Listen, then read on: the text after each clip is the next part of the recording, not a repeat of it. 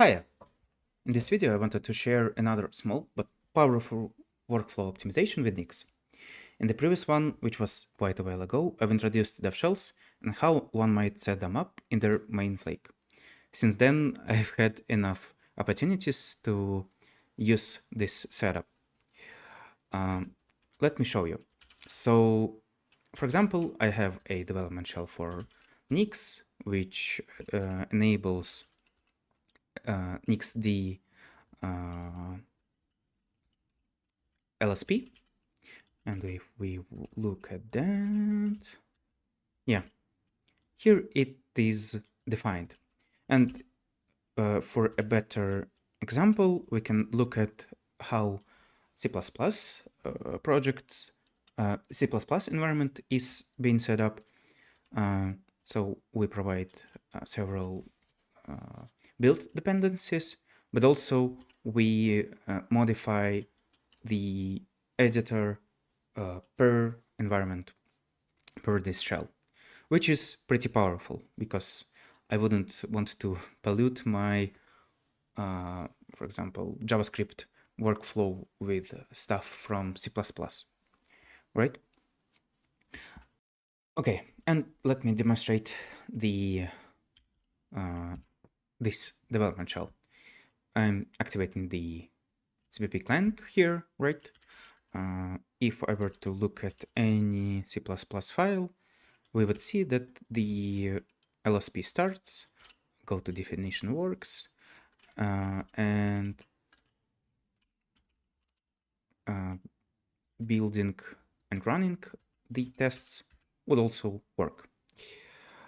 So, but the problem arises in my typical workflow when I need something more than just basic C++ environment. For example, I need like Wayland libraries for a desktop app to work. For that, I had to pollute my main flake with a separate devShell, which has Wayland dependencies, audio dependencies here for this music visualizer project to work, which I have a video on this channel. So I would enable this Wayland variant of the development shell. I would start working on it, right? For example, some CPP file. Good, it works. Yeah, should work. But if I'm opening another terminal pane to run my build commands, I would have to reactivate this development shell, which kind of sucks and can put me out of focus when I'm in the zone, right? As you can see, in the previous workflow, I had two main problems. First one is that the development environment does not get activated automatically when I like check in the repository or directory of the project, but also in order to have more capabilities in a particular development shell, I would have to create a separate one in the main flake, and that would pollute it, right? So to solve this, to solve the first problem, I've used an official solution, even though there are many other solutions. But NixDev points to this utility derenv, but namely Nix derenv, which allows you to automatically run shell hooks and your shell Nix file in the project. But it also works with flakes, which is nice. And as you can see here, Nix derenv is just a faster implementation of derenv. So, how would one use it.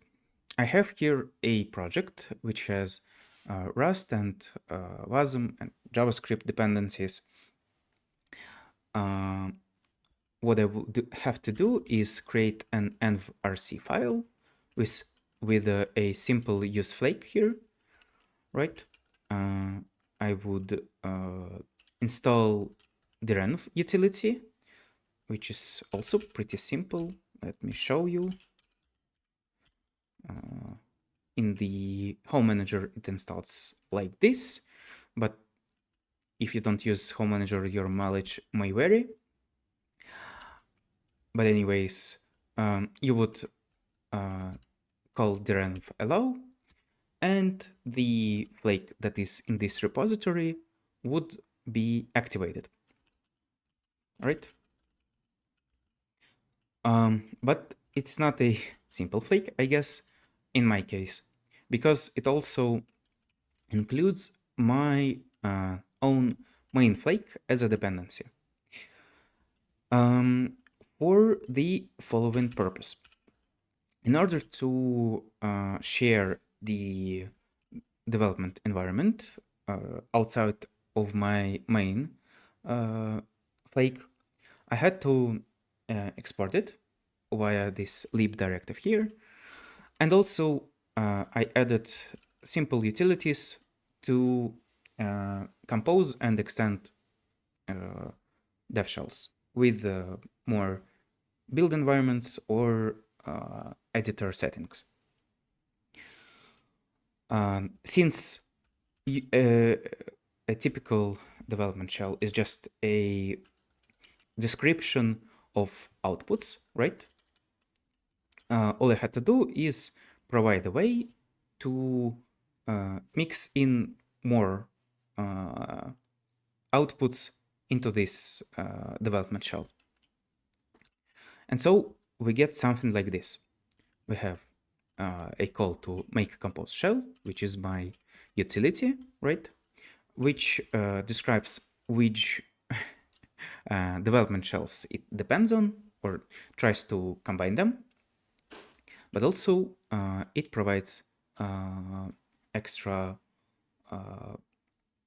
build environment and run environment. And here for my Wasm configuration, Wasm project to work, I had to configure NeoVim, well, namely Rust Analyzer for this environment. And that's pretty much it. So I can launch another pane and this flake works, right? The only downside is that if I were to update the base development shell, I would have to call nixflake update, since the main flake is an input for this project. But that's pretty much it. Now, I'm not sure why Wimjoyer didn't make a video on the renv, but I feel that this solution is really powerful, and I'm using it in every new project I have.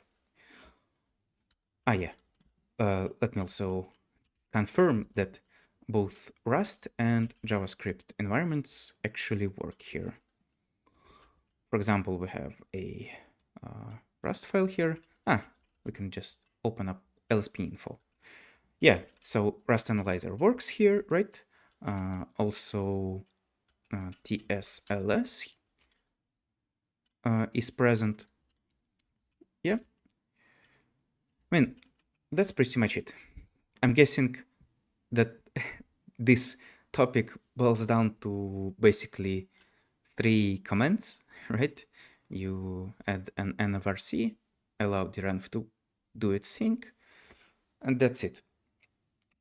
You kind of have to populate flake first, but that's not a problem too.